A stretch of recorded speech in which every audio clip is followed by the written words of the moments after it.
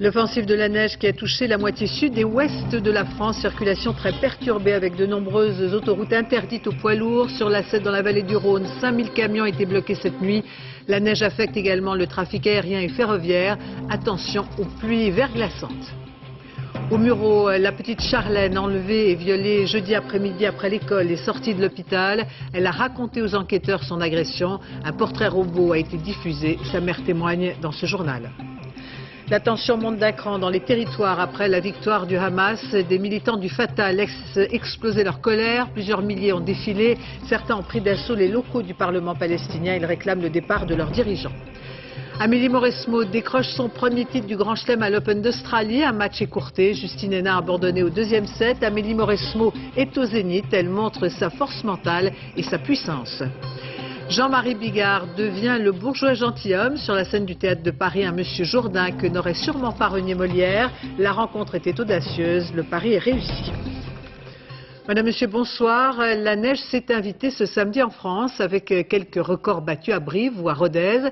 Une couche de près de 60 cm par endroit. Des chutes de neige qui ont perturbé la circulation dans de nombreuses régions. Dans la Vienne et la Haute-Vienne, les autoroutes ont été fermées une grande partie de la journée. À Poitiers et à Limoges, on est peu habitué à la neige et on a eu du mal à faire face. François Privat, Fabien Tormos. Sur la 10 au nord de la Vienne, ce semi-remorque roulait trop vite. Il a quitté la route en quelques secondes à peine. Le chauffeur nous doublait, une fois qu'il nous a dépassé de 150 mètres, il a fait un tête à queue, il est rentré dans le fossé, tout simplement. Une circulation interrompue durant tout l'après-midi. La neige, pourtant annoncée depuis 24 heures, semble avoir surpris tout le monde, dans une région peu habituée, il est vrai, à de telles intempéries. J'ai pas vu une saleuse. Comment se fait-il ? Qu'est-ce que vous avez vu sur le parcours? Que des poids lourds qui roulent, qui ne respectent pas les consignes qui sont données. Près de Limoges, l'A20 reste coupé. Mais la sous-préfète sert le café. Pas de quoi vraiment apaiser les esprits des automobilistes et des routiers en manque d'informations. Comme d'habitude, tous les ans, quoi. Chaque fois qu'il y a de la neige. Le préfet va bien. Il dort bien, il est heureux. Dis-lui comme ça. On déleste sans doute l'autoroute A20, il y a peut-être un problème, j'en sais rien. Chez les pompiers de la Vienne, en milieu de journée, le standard est saturé. Vous prendrez comme départ victime voie publique sur Poitiers, 16 rue Étienne Jodel. Une personne qui a fait une chute, la personne est consciente. Et pour éviter les chutes précisément, une petite opération déneigement s'impose. C'est la loi, hein. S'il y a un accident devant chez moi, si je ne dégage pas le trottoir, soi-disant qu'on en est responsable. Et certains, prudents, laissent tout bonnement leur voiture au garage. C'est exceptionnel parce qu'il y a au moins 15 ans que c'est pas arrivé. Chose surprenante, les abords du centre hospitalier de Poitiers demeurent très enneigés sur une chaussée gelée. Ici, saleuses et chasse-neige se font rares. La neige était attendue, elle est donc arrivée en force en Auvergne, dans la Drôme, en Ardèche, dans le département de Loire où les transports scolaires ont été suspendus. Dans le Vaucluse, ce sont quelques 3000 familles qui ont été privées d'électricité. La circulation des trains en Midi-Pyrénées a été suspendue le temps de déblayer. Tour d'horizon avec, pour commencer, des images cartes postales de Saint-Malo. Jérôme Soulard. Une nouvelle plage de sable blanc. La cité corsaire, comme vous ne l'avez peut-être jamais vue. 5 cm de poudreuse sur les pirates et leur bateau de Saint-Malo. Image inédite pour ces amoureux de la Bretagne. Saint-Malo, c'est beau tous les jours, mais c'est aussi très beau sous la neige. Beau mais dangereux en Bretagne comme dans tout le grand sud de la France. Accidents, perturbations, autoroutes bloquées par des camions et une factrice ici dans le Tarn, bien obligée de lâcher sa bicyclette. À pied, uniquement le centre-ville. Hein. Oui. Voilà, et oui, les facteurs, il faut qu'ils sortent en tout temps. Hein. Plus au sud, dans les Pyrénées-Orientales, cellule de crise, 3 camions en travers sur l'autoroute. La 9 est totalement bloquée vers l'Espagne. Alors, soit ils ouvrent, soit ils ferment, mais qu'ils nous disent quelque chose, au moins là où on peut manger. Le front neigeux est passé. On annonce à présent de la pluie et du froid pour le sud et l'ouest de la France. Prudence. Dernières images de souvenirs sur le port de Collioure. Demain, la belle Catalane aura sans doute retrouvé des couleurs. En Rhône-Alpes, poids lourds et automobilistes ont été bloqués de longues heures la nuit dernière. On a commencé à circuler à nouveau en convoi dans la vallée du Rhône. Une situation qui va en s'améliorant, mais après la neige, on attend les pluies verglaçantes. Attention donc si vous prenez le volant. Reportage Virginie Fichet, Olivier Jacquelin. En convoi à 40 km/h, mais il roule.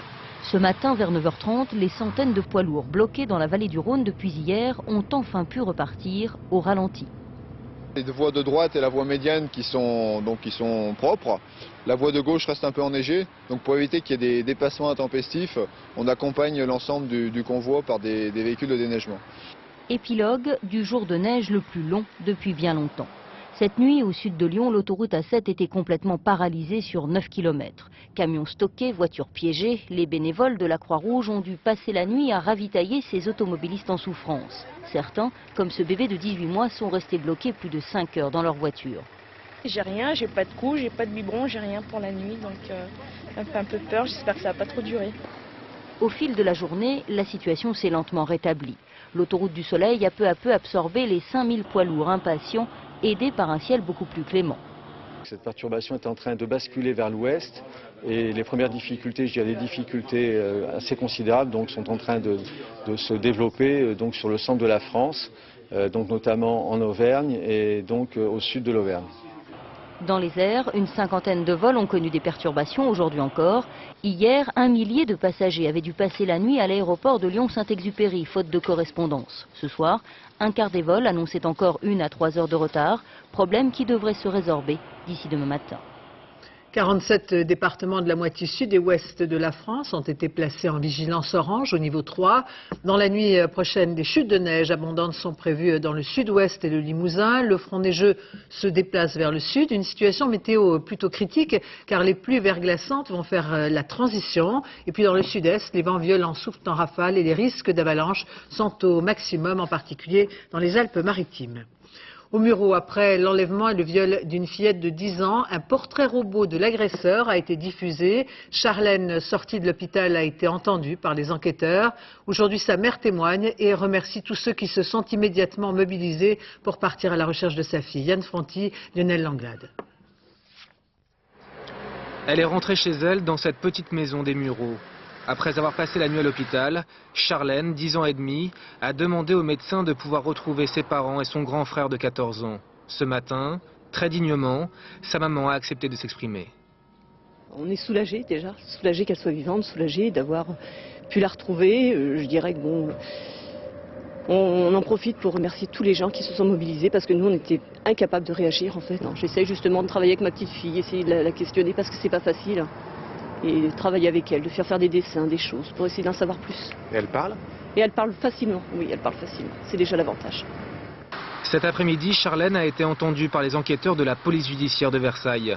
Aux policiers, elle a décrit un homme brun de type européen d'1,75 m, sans lunettes et sans barbe. Ce portrait robot vient d'être établi. L'hôtel désaffecté où elle a été retenue a quant à lui été passé au peigne fin. Les policiers n'ont pas retrouvé de traces ADN, mais ils s'intéressent au profil d'un vagabond habitué des lieux.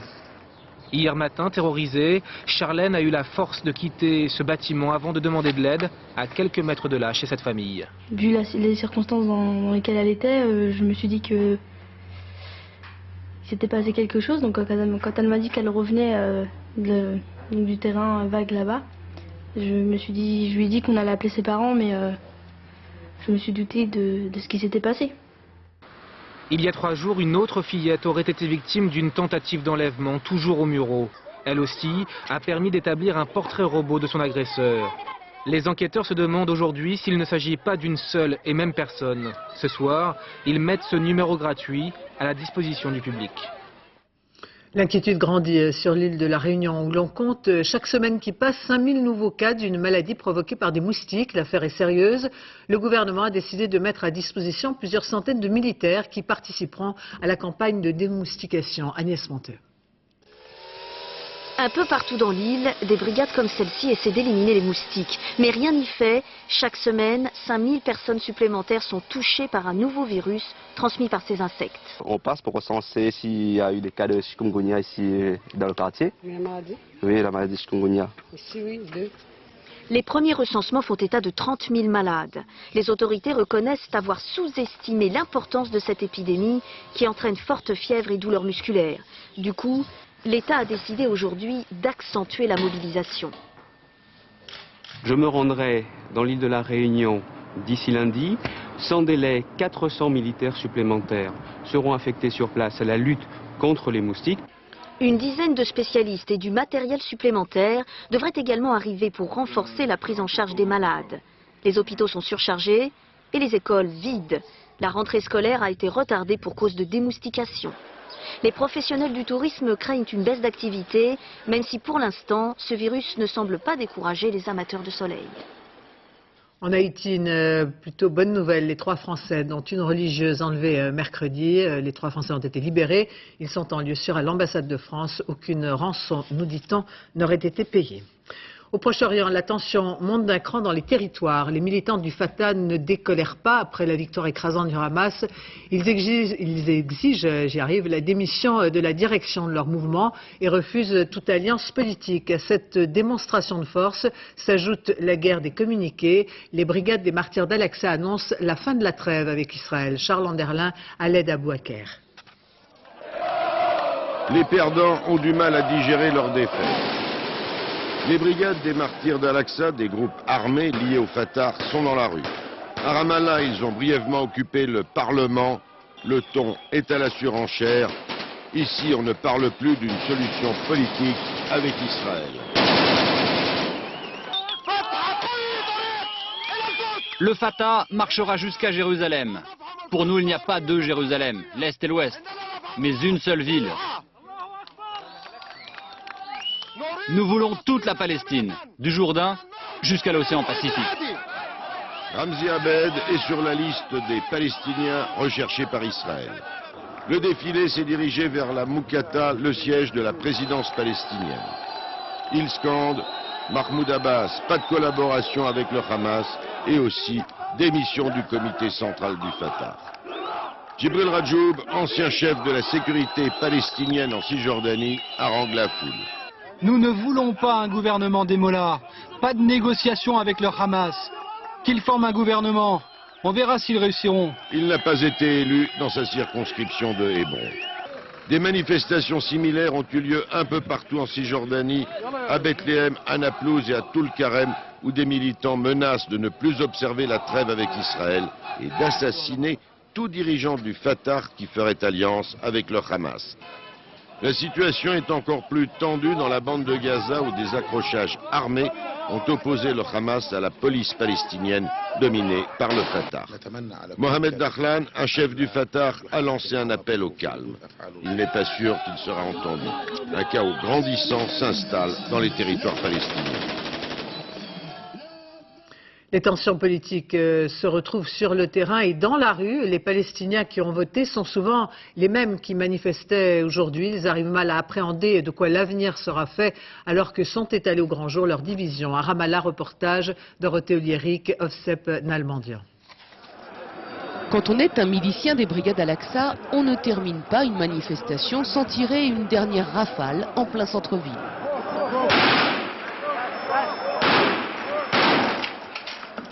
Évidemment, parfois, il y a des ratés. Une scène ordinaire à Ramallah, mais qui aujourd'hui n'est pas vraiment appréciée par cet élu du Hamas qui passait par là. Ils ont tort de faire ça, les tirs en l'air, toutes ces balles, ces manifestations. Tout ça n'a pas lieu d'être. Il y a eu des élections et les Palestiniens ont choisi. Il faut respecter leur choix. Même si le scrutin s'est déroulé mercredi dernier sans incident et a priori sans fraude, beaucoup de Palestiniens ne sont guère rassurés. Personnellement, j'ai peur que la situation se détériore. Le Hamas et le Fatah vont avoir du mal à s'entendre. Cet homme nous explique qu'il donne 6 mois maximum aux leaders du Hamas avant d'échouer. Ils ne sont pas prêts, dit-il, avant d'être interrompus. Rien de sérieux, juste des tirs en l'air. Mais les hommes qui tirent sont ceux qui promettent de reprendre les attentats suicides. Nous on part. J'aime pas ça, ça m'effraie. Qui n'aurait pas peur, franchement ? Avec ces tensions interpalestiniennes, on en oublierait presque le conflit avec Israël. Comment voyez-vous l'avenir ? À cause de la victoire du Hamas, on n'arrivera jamais à faire la paix avec Israël.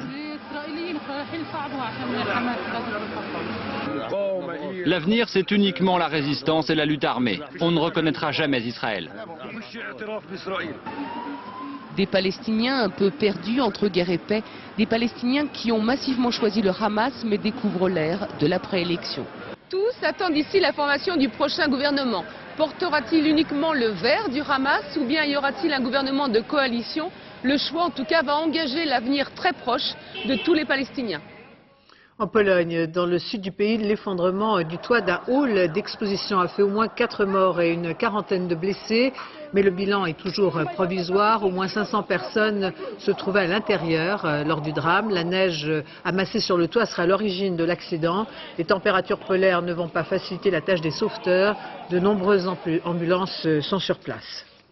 En Russie, l'affaire d'un jeune appelé torturé le jour de l'entourne au scandale. Ce jeune homme passé à tabac pendant des heures a vécu un véritable calvaire au point d'être amputé de ses 2 jambes aujourd'hui. Sa sœur réclame des comptes, même si déjà plusieurs officiers et soldats ont été arrêtés. Cette affaire en rappelle d'autres. Les mauvais traitements dans l'armée sont fréquents et on ne compte plus les suicides des conscrits. Correspondance Anne Ponsinet, Xavier Luizet. Il n'est pas encore tout à fait sûr que le soldat Sitchev s'en sorte. Sa mère et sa sœur suivent avec inquiétude le combat qu'il mène à l'hôpital contre l'infection.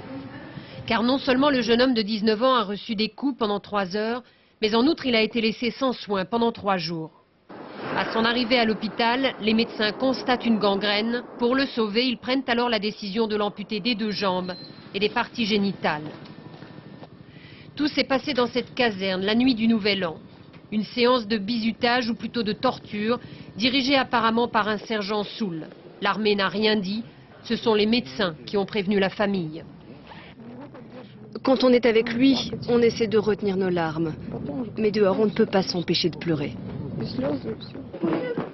L'an dernier, 16 jeunes gens sont morts à la suite de sévices dans l'armée.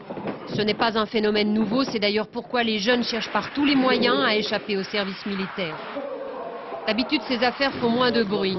Mais il faut dire que là, le ministre de la Défense a gaffé.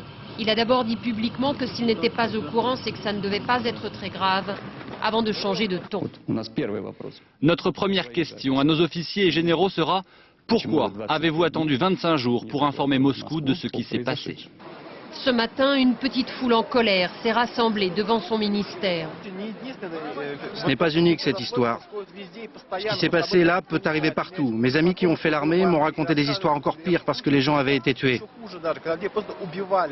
La réforme de l'armée est depuis quelques années déjà la priorité du ministère de la Défense, réforme du service militaire et des structures d'encadrement. Cette dernière affaire de sévices confirme qu'il y a urgence.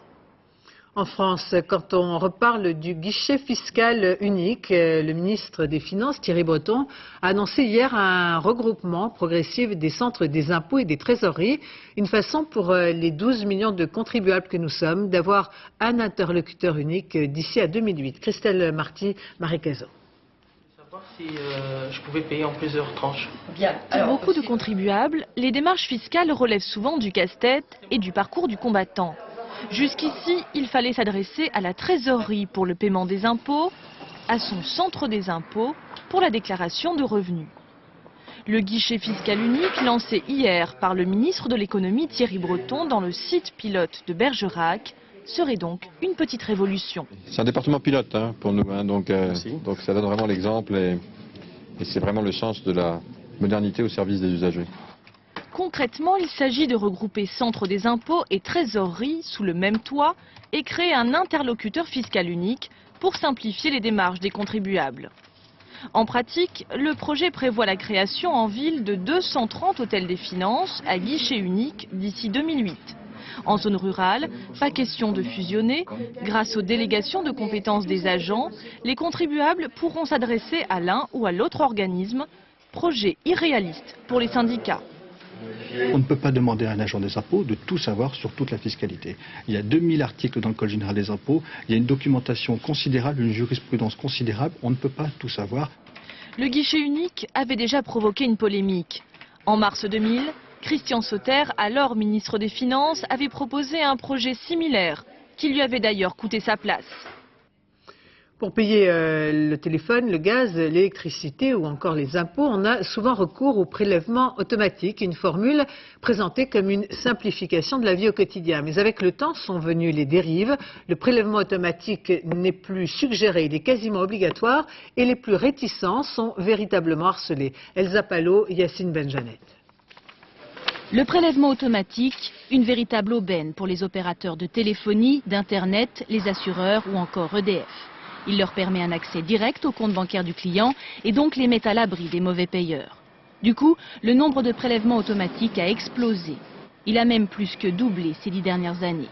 Pour recruter de nouveaux adeptes, certains ne reculent devant rien. Jean-Pierre Raymond, qui préfère le bon vieux chèque, a été harcelé par son fournisseur Internet.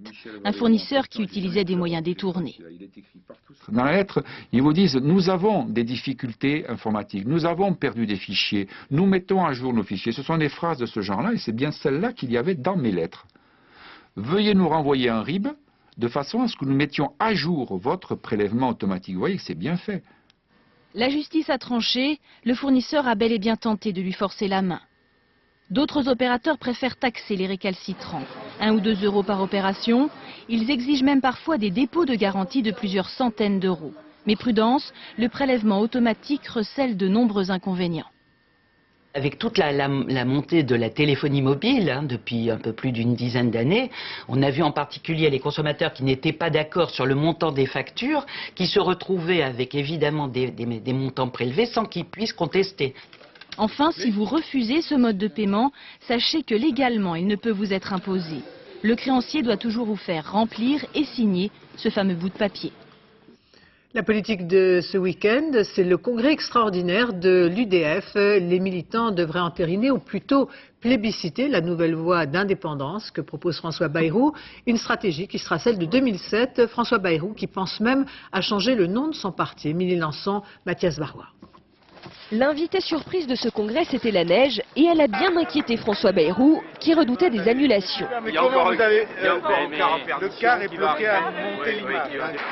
Le président de l'UDF souhaite qu'il y ait le maximum de monde pour approuver la stratégie d'indépendance qu'il défend, et c'est réussi. Sans doute Gilles de Robien l'a-t-il senti. Le seul ministre UDF du gouvernement qui prône une alliance avec l'UMP n'est finalement pas venu. À ma stupéfaction, le 31 décembre, qui était la date fixée pour déposer ces textes, est passé sans que Gilles de Robien présente sa motion. Je n'ai pas compris cette dérobade.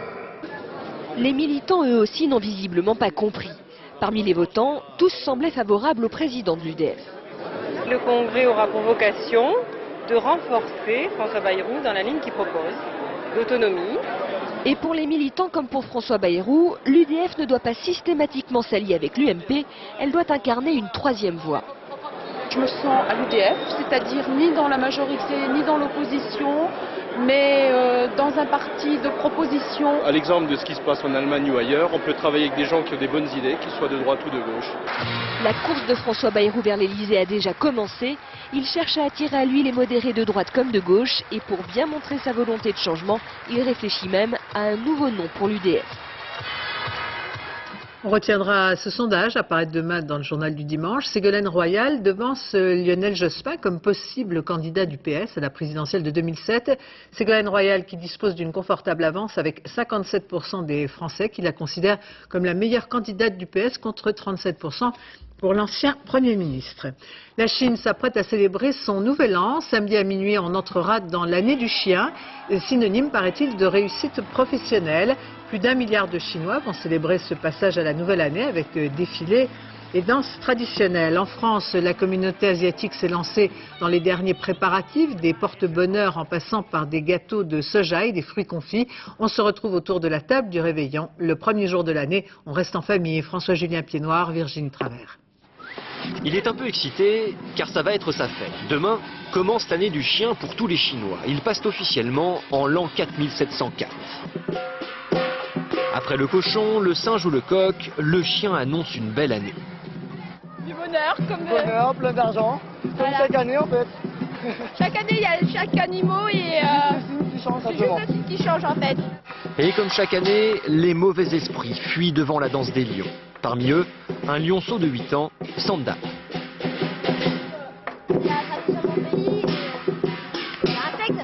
la Nouvelle An chinois, c'est la fête la plus importante en Chine, comme votre Noël. Donc on apprécie bien. Aujourd'hui, c'est en quelque sorte leur réveillon du jour de l'an. Il faut donc préparer le repas traditionnel. Direction un temple de la gastronomie chinoise bon marché. Si le chien est à l'honneur, il n'est pas à la mode dans l'assiette. Ting Ting nous a expliqué pendant ses courses que le poulet assure la longévité. Mais pour ce soir, elle a choisi le poisson, symbole de prospérité. Ça veut dire qu'on n'est pas pauvre, on a des choses à la maison. Comme ça veut dire on est riche, on a des choses à manger. Incontournable, les 2 douzaines de raviolis. Elles sont pour les Chinois, ce que les huîtres sont pour les Français. Ça c'est quoi? En fait, en Chine, on le fait à la maison. On le fait à nous-mêmes, on fait la pâte, on met la viande dedans, puis on peut acheter, c'est plus facile. Selon la tradition, Ting Ting va manger toute la nuit, et notamment des sucreries. C'est le symbole d'une douceur de vivre et d'une année sans souci. L'actualité sportive, c'est évidemment la victoire d'Amélie Mauresmo qui a remporté l'Open d'Australie. Le match a été écourté puisque Justine Henin, souffrante, a dû déclarer forfait. La Française s'offre sa première victoire dans un tournoi du Grand Chelem et une seconde place mondiale. Manuel Tissier, Frédéric Delarue. À l'autre bout du monde, Amélie Mauresmo est reine d'un jour. Une longue attente vient de s'achever. La Française tient enfin le trophée d'un tournoi majeur. La nuit dernière, Mauresmo s'est imposée en finale de l'Open d'Australie. Succès mérité, mais frustrant. La Belge Justine Henin Ardennes a dû abandonner, terrassée à la fois par les coups de la Française et de terribles maux de ventre. 6-1, 2-0, comme en demi-finale contre Clijsters, Mauresmo gagne, 100 balles de match, mais pas sans émotion. Cette fois-ci, la tristesse a changé de camp. J'ai attendu très longtemps ce moment-là. Donc vraiment, je suis bien concentrée pour en profiter au maximum. Et puis, il n'y a pas vraiment de pensée, c'est juste une joie, un soulagement et puis profiter, quoi. La jeune fille de 19 ans, battue au même endroit en finale par Martina Hingis, a bien changé. 7 ans de gloire et de déception. Éphémère numéro 1 mondial en 2004, Mauresmo a gagné la Fed Cup. 19 tournois, mais elle a aussi souvent perdu dans les rendez-vous les plus importants comme Roland-Garros. Mais en novembre dernier, sa victoire au Masters contre Mary Pierce l'a peut-être enfin libérée de ses démons. Je vois pas pourquoi elle ne pourrait pas gagner Roland-Garros. Comme le bon vin, c'est une Amélie nouvelle en 2006 et on verra à Roland. Hein. En 37 ans, Mauresmo n'est que la 3e tricolore à remporter un titre du Grand Chelem après Noah et Pierce. De quoi garder le sourire jusqu'au printemps. L'engouement des Français pour les cures thermales ne faiblit pas. Au contraire, toutes sortes de programmes leur sont proposés. On connaissait les formules maman-bébé, mais depuis quelques années, les pères s'invitent à la fête. Des cures, des soins et même des ateliers massage leur sont proposés. Reportage au centre de thalassothérapie de Roscoff. Laetitia Legendre, Abdelzouyesh. C'est bien connu, les mois qui suivent l'accouchement sont éprouvants pour les parents, surtout pour les jeunes papas. C'est pourquoi le père de Clara, 3 mois, a profité de son congé paternité pour emmener toute sa petite famille une semaine en thalassothérapie. Initiation au massage de bébé dans un bain d'eau de mer parfumé aux algues. Aujourd'hui, on n'en fait peut-être pas autant que les mamans, mais en tout cas, on met la main à la pâte et donc forcément, nous aussi, on a besoin de se reposer. Surtout au bout des 3 premiers mois. Le papa qui donne le biberon du soir ou qui parfois fait des nuits, qui relaie le week-end, oui effectivement ça fait du bien à tout le monde. Je pense qu'une petite récompense pour le papa c'est très bien aussi. Toute la matinée, les parents se succèdent à la nurserie qui affiche complet. Tandis que les mères profitent de la cure de remise en forme, des massages revigorants, des enveloppements aux algues. Certains pères, de leur côté, se font aussi bichonner. Entre la couvade et ses petits kilos en trop, les nuits en pointillés, les pleurs de bébé, la fatigue s'est accumulée.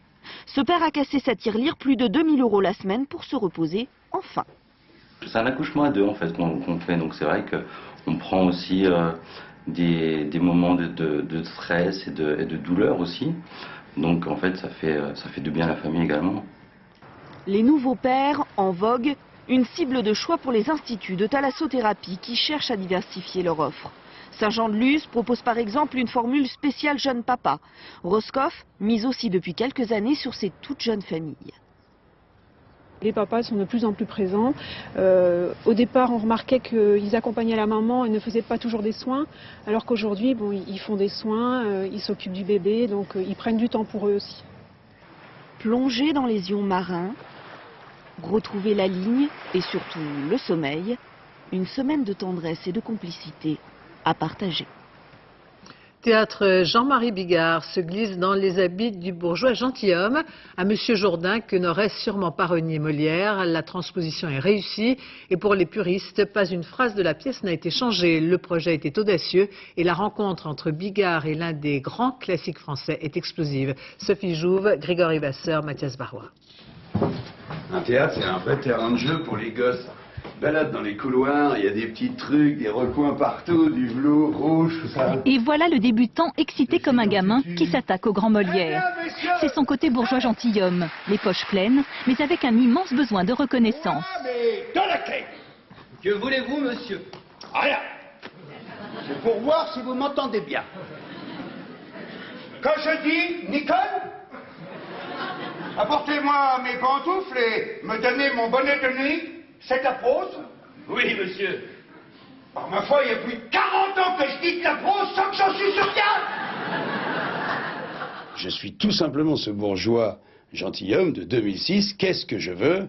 Je le dis haut et fort, je veux qu'on puisse dire de moi, Jean-Marie Bigard a joué une pièce de répertoire et pas n'importe laquelle. Et donc, et il n'a pas à en rougir. Ce serait une médaille formidable que je voudrais accrocher au revers de mon cœur. Un texte respecté à la lettre. Sauf que notre Monsieur Jourdain 2006 danse sur du Lully réorchestré, est propriétaire d'un magasin de sport et rêve de faire partie de la jet set. A-E-I. A-E-I. I. C'est un rôle absolument pour lui. On m'aurait dit, voilà, il veut jouer Tartuffe, j'aurais peut-être eu un peu plus d'hésitation. Soutenu par l'expérience de Catherine Arditi et d'Alain Sachs, le metteur en scène, pendant 2 heures, Bigard campe un Jourdain et un Mamamouchi qui resteront dans les annales. Hélas, mon Dieu, mon mari est devenu fou. Paix insolente.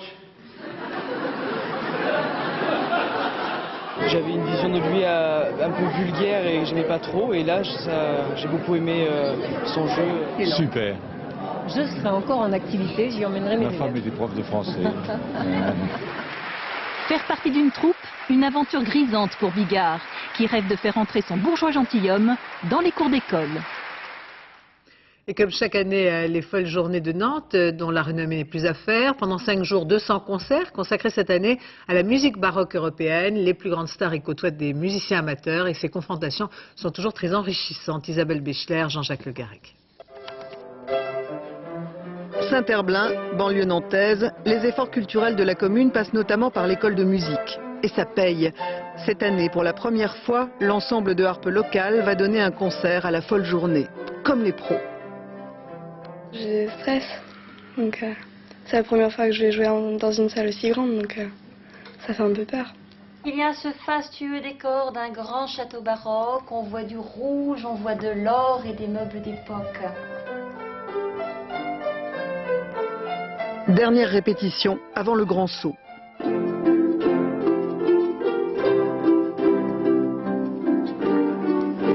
Armel Gourlaouen et ses élèves sont sur leur 31, 20 harpes dans une salle de 800 places, c'est la consécration. À Nantes, on fait des découvertes aussi, comme Ido Barchaï, que René Martin, l'organisateur, nous donne comme une star de demain.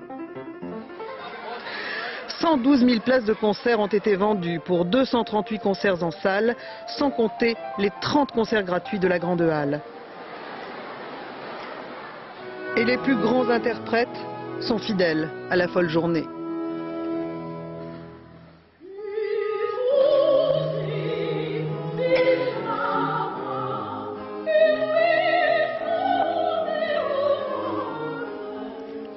À Nantes, le bonheur pour les fans, c'est de pouvoir approcher les grands noms sans cérémonie.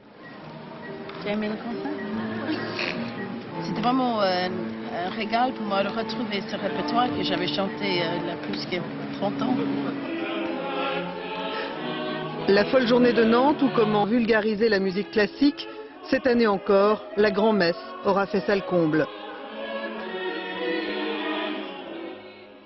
Et comme chaque soir depuis le début de la semaine, notre campagne sur le développement durable, France 2 s'est associée à l'initiative de Yann Arthus Bertrand dans les écoles. Une image de la Terre vue du ciel, un clip pour nous sensibiliser à l'environnement. La production d'énergie éolienne augmente de 30% par an. On est aujourd'hui obligé de penser à la sobriété énergétique. Donc là, on est dans une technologie simple à l'origine, puisque c'est celle des moulins à vent, c'est celle de Meunier-Tudor, c'est celle de tout notre imaginaire, qui est devenue un peu plus technologique. Il y a quand même des contraintes très importantes à monter une machine de 100 mètres en mer. Donc on a besoin de technologie, on a besoin de modernité, mais on exploite un filon simple, pur et propre. Enfin, plusieurs récompenses ont été décernées à France 2 lors du FIPA à Biarritz. La chaîne s'est distinguée en obtenant 3 prix. Le FIPA d'argent pour la série a été décerné au feuilleton Le Grand Charles. 2 acteurs se sont vus par ailleurs récompensés du FIPA d'or d'interprétation masculine. Bernard Farcy dans Le Grand Charles ainsi que Daniel Russo pour la fiction Le doux pays de mon enfance, à découvrir sur notre antenne très prochainement. C'est la fin de ce journal. Je vous remercie de votre attention. Excellente fin de soirée sur France 2.